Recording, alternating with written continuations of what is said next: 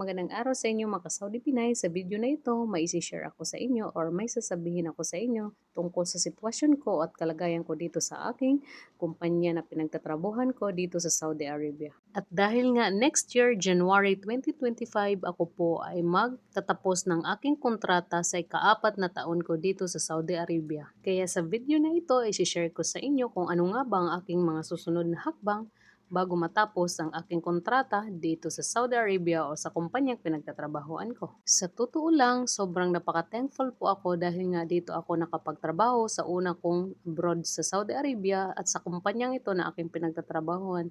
Ako po ay sobrang napaka-blessed dahil nga wala na akong masabi, sobrang napaka-safety, sobrang ganda ng aming tinutulugan or ang aming accommodation na provide nila sa amin. Dahil nga wala sa bokabularyo ko na ako ay magtrabaho sa isang kumpanya na sobrang napakatagal, kaya syempre napagdesisyonan natin na magbuo ng plano at para sa ating susunod na hakbang na gagawin para sa ating future. Dahil tayo ay paedad ng paedad at patanda ng patanda, kaya kailangan nating gumalaw at para hindi tayo ma-stuck up at syempre kailangan natin i-secure ang ating future para sa ating pamilya at sa ating magiging pamilya.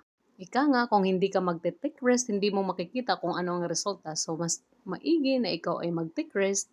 Basta okay lang din naman ang lahat at maganda naman ang desisyon mo sa buhay mo. Kaya sabayan mo lang ng tiwala sa sarili at syempre pananalig sa poong may kapal. And now, finally, sasabihin ko na talaga sa inyo na ako po ay nag-resign na dito sa aking pinagtatrabaho ang kumpanya at ako po ay may inapplyan na bagong kumpanya at ito po ay hindi dito sa loob ng Saudi Arabia. Ako po ay lalabas ng Saudi Arabia at itatry ko kung ano ang aking kapalaran sa labas ng bansa ng Saudi Arabia.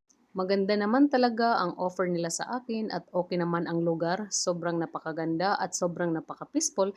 Kaya lang, mahirap man sa akin na hindi ako makakauwi ng Pilipinas bago ako mag-transfer o lumipad sa ibang bansa, pero wala akong magagawa dahil nga ito na ang aking plano at ito na ang aking desisyon. Inshallah, after 2 years, ako ay makapagbakasyon ulit sa Pilipinas at makita ko at makapiling ko ang aking pamilya.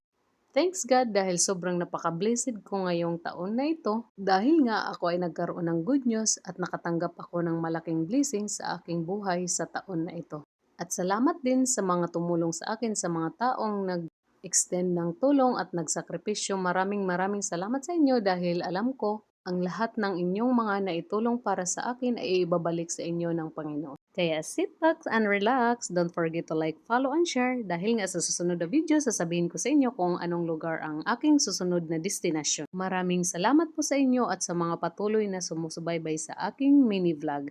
Mag-ingat po tayong lahat. Bye-bye!